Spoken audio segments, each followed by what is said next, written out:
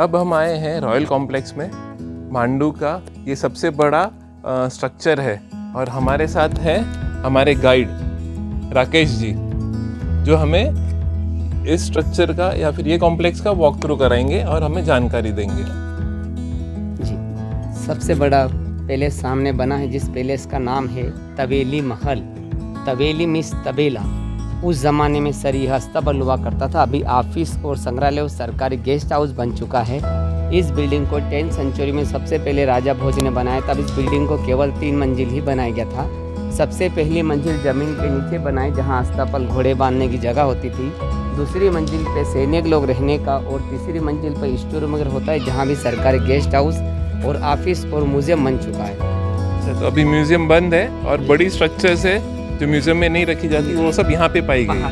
Okay, जिस building को भी अपन देखने जा रहे हैं सर, इस बिल्डिंग का नाम है जहाज महल।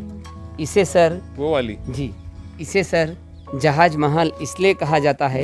ये जहाज की आकृति शेप से बनाया गया बिल्डिंग है और इस बिल्डिंग के आसपास करीबन 4 तालाब बने हैं। सबसे पहला तालाब राइट साइड में कितना बड़ा बना है, जिस तालाब का नाम है कपूर तालाब।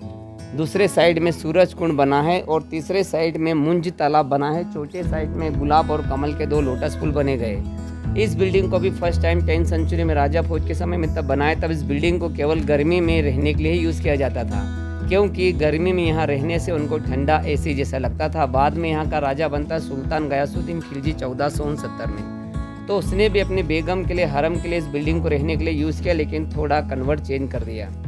कन्वर्ट चेंज किस प्रकार से किया गया, इस बिल्डिंग के ऊपर आप गौर से देखेंगे, आपको 4 गुम्बदें दिखाई देगी। अच्छा, ये 1 2 3 तो यहाँ से दिखाई दे रही है। अच्छा, एक वो साइड पे सबसे छोटी गुम्बद बीच में बनी है, जहाँ बैठ के संगीत होने का। ठीक उसी के सामने एक और गुम्बद बनी गई, जहाँ बैठ के संगीत सुनने का, आई साइड खास मंत्री लोग बैठने की जगह होती थी। उस जमाने में राजा महाराजाओं की 1500 रानी होती थी। 1500 जी, 1500 रानी। यहाँ पे एक नहीं संभाली जाती, उस टाइम 1500 रानियाँ थी। 1500 रानी में से 2 प्रकार की रानियों को राजा नहीं चाहते थे। एक रानी कैसी बहुत खाना खा के मोटी तगड़ी हो जाती थी, तो सेकंड रानी कैसे कि अपने बाल सफ़ेद वाइट हो जाते थे। जिस बेगम के बाल सफ़ेद हो जाया करते थे, उसी के लिए राइट साइड में बड़ा सारा तालाब बना है, जिस तालाब का नाम है कपूर तालाब। कपूर एक जड़ी बूटी का नाम था। जब सैनिक लोग जंगल में से कपूर खोद के लाते थे, इस तालाब के अंदर डाल दिया करते थे। जिन बेगमों के बाल सफ़ेद हो जाते थे, वो इसके अंदर हफ्ते भर 15 दिन में स्नान करके अपने बालों को काले डाई कर लिया करती थी। जो कपूर अपन दीपक में जलाते हैं, कपूर वो नहीं, कपूर एक मिट्टी साइज की आती है। और जो रानी मोटी तगड़ी हो जाती थी, उसके लिए मार्केट में आपने देखा होगा, जाके अवश्य देखना, जामी मस्जिद के सामने बना है अशरफी महल। अशरफी यानी एक चांदी का सिक्का हुआ करता था। उस अशरफी महल की हर एक मोटी मोटी सीढ़ियाँ पे एक चांदी का सिक्का रख दिया करते थे।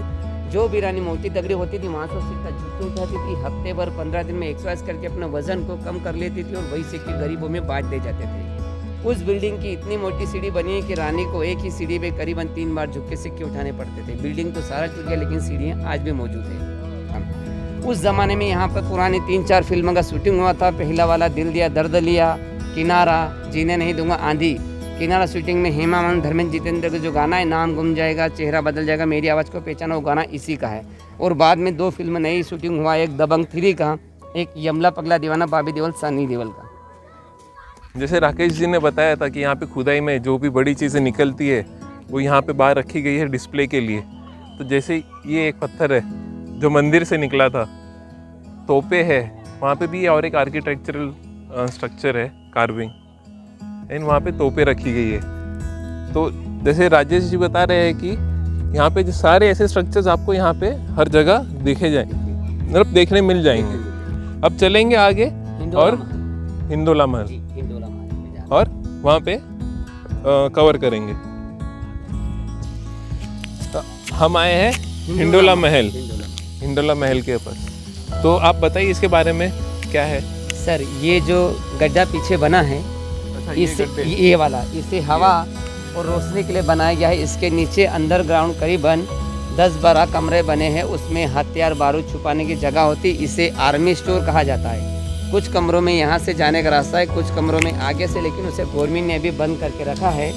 और सामने जिस बिल्डिंग का नाम है, इसका नाम है हिंडोला महल। हिंडोला मीन्स झूला होता है, गुजराती मराठी में हिंडोला को झूला कहते हैं।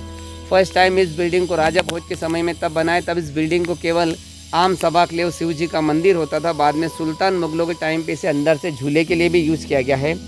इस बिल्डिंग की एक बात खास है, अपन कैसे घर मकान बनाते हैं, बिल्डिंग के नीचे कोई गड्ढा कोई नीम खोद के बिल्डिंग को खड़ा करते हैं। इस बिल्डिंग के नीचे ना ही कोई गड्ढा है और ना ही कोई नीम है, बिना फाउंडेशन से डायरेक्टली ज़मीन से बिल्डिंग को खड़ा करके इस तरीके से बना दिया है। मांडू के 48 किले में से मात्र यही किला बना है जिसके नीचे कोई मंजिल नहीं है।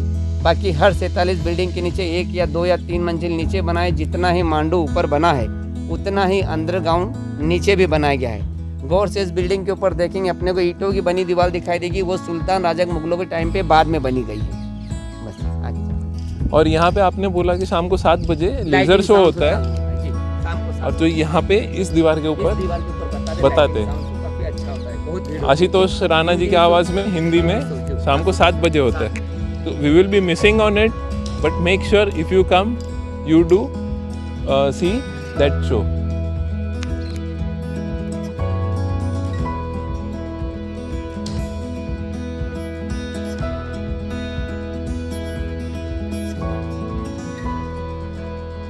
Now we have come to Champa Baori. ये बावड़ी के नीचे और 3 बावड़ी है जिसका नाम है रंग रूफ रंगीन। तो इसको मिला के 4 बावड़ी है, और उनके नीचे 4 रास्ते हैं गुप्त दरवाजे, जो कभी कोई अगर दुश्मन का हमला हो तो इसके द्वारा यहाँ से वो बाहर निकल सके। यहाँ का पानी का लेवल 12 महीने मेंटेन किया जाता है। बारिश, धूप, गर्मी, सर्दी कुछ भी हो, उस पानी का लेवल यहाँ पे मेंटेन किया जाता था। अब हम यहाँ से जाएंगे हमाम।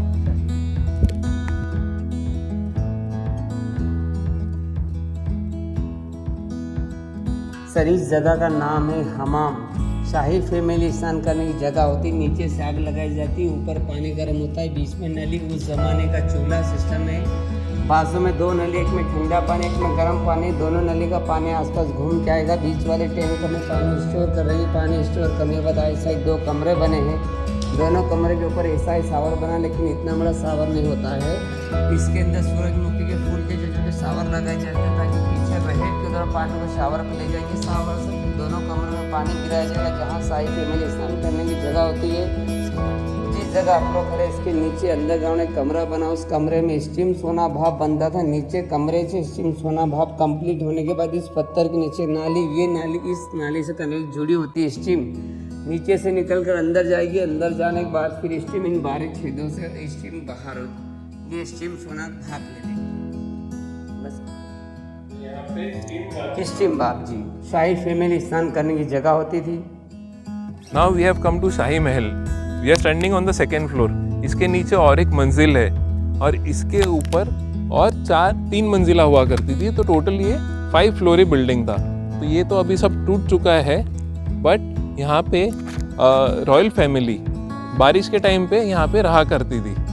और यहाँ पे आप देखेंगे तो एक छोटा सा कुंड है जो नहाने के में इस्तेमाल होता था। और यहाँ से हम जाएंगे अभी नीचे की तरफ, और यहाँ से निकलेंगे चंपा बावड़ी के वहाँ। ये है एक गुप्त रास्ता। चलिए।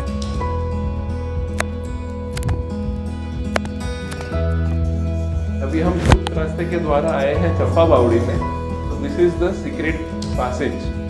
और यहाँ पे है 3 मंजिला और नीचे है जो हमने बात की थी, रूफ रंगीन जो खुफिया रास्ते है। But this is now closed due to the maintenance and beds. तो अब यहाँ से हम बाहर निकलेंगे।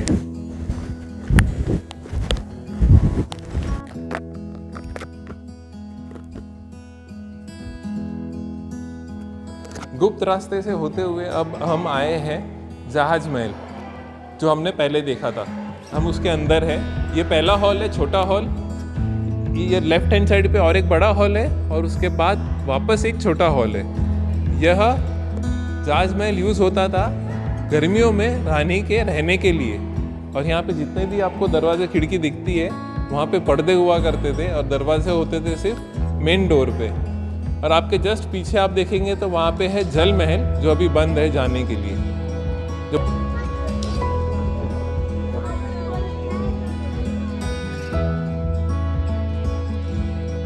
After visiting this royal palace और रॉयल कॉम्प्लेक्स, एक अद्भुत एक्सपीरियंस, बहुत कुछ जानने मिला राजा राम भोज के बारे में और उनके फैमिलीज़ और उनके आर्किटेक्चर के बारे में। तो यहाँ पे काफ़ी सारी चीज़ें हैं विज़िट करने के लिए, और हमने तकरीबन लगभग 2 घंटे बिताए यहाँ पे एक्सप्लोर करते हुए। जिस तरह से आज हमने मांडू घूमा है, मैं बोल सकता हूँ कि कम से कम 1.5 से 2 दिन लगते हैं पूरा मांडू घूमने के लिए। तो आप उस हिसाब से प्लान करके आइए। अब हम जाएंगे महेश्वर की ओर, चलिए। Friends, now we have come to Maheshwar, ex capital of Malwa. जो मेरे पीछे आप ये किला देख रहे हैं, यह किला बनाया था रानी अहिल्याबाई होलकर ने इन 18th सेंचुरी। इसके किले के अंदर ही फेमस टेम्पल है राज राजेश्वर मंदिर, जो आप इस स्लाइड के ऊपर देख पाएंगे।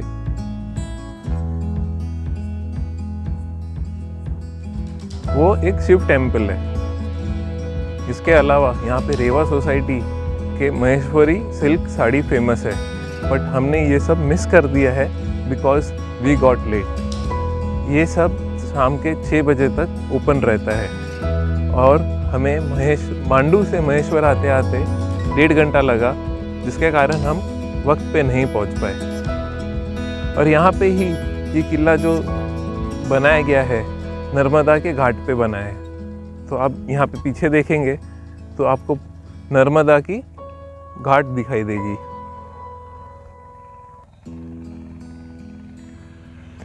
Narmada river is considered as a secret river. यहाँ पे डुबकी लगाना या स्नान करना बहुत ही पवित्र माना जाता है, और इनफैक्ट यहाँ पे लोग नर्मदा की परिक्रमा करने भी आते हैं। तो इसकी पूरी परिक्रमा करने में लगभग 1 महीना तक निकल जाता है। तो चलिए चलते हैं, देखते हैं, दर्शन लेते हैं माँ नर्मदा के।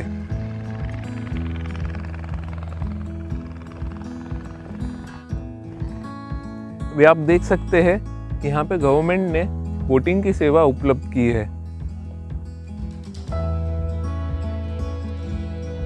यहाँ पे आप देखिए, आपको बोट्स दिखाई देंगे।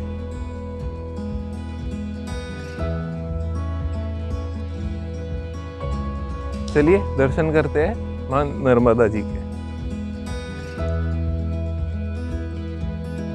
चलिए थोड़ा मछलियों को खाना खिलाते हैं। देखिए मछलियों की हलचल।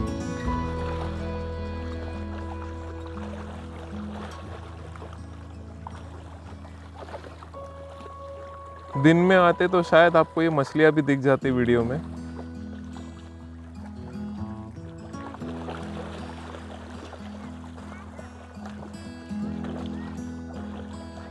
अब थोड़ा टहलते हुए, घाट के संग चलते हुए हम थोड़े मंदिर देखेंगे।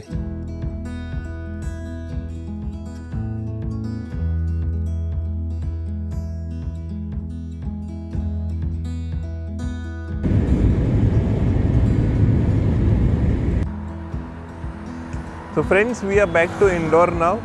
आज के दिन हम लोग ने एक्सप्लोर किया मांडू और महेश्वर। मांडू ऐसे एहसास हो रहा है कि मे बी 2 days और 2.5 days होते तो और बेटर कवर कर पाते। यहाँ पे हमने सिर्फ मेन स्पॉट्स कवर किए हैं और काफ़ी चीज़ें हम लोग ने छोड़ दी है। और महेश्वर पहुँचते पहुँचते हमें लेट हो गया, तो वहाँ पे हम ना किला एक्सप्लोर कर पाए, ना राज राजेश्वर मंदिर देख पाए, ना सोने का झूला देख पाए।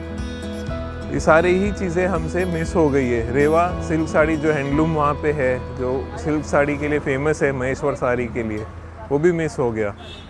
तो हम ट्राई करेंगे, कोशिश करेंगे अगली बार जब हम यहाँ आए तो ये सारी चीज़ें हम बेटर तरीके से इन प्रॉपर शेड्यूल कवर करें। आज का व्लॉग हम यहीं पे एंड करेंगे। अब हम करेंगे थोड़ा स्नैक्स और फिर रूम पे जाके सो जाएंगे। कल का प्लान इस तरह से है कि हम अब 1.5 डे जो है वो हम इंडोर एक्सप्लोर करेंगे। यहाँ की लोकल ईटरीज या फिर जो लोकल स्पॉट्स है वो सब कवर करेंगे। Till then, stay fit, stay healthy, do like, share and subscribe. I hope you enjoy the vlogs. Thank you.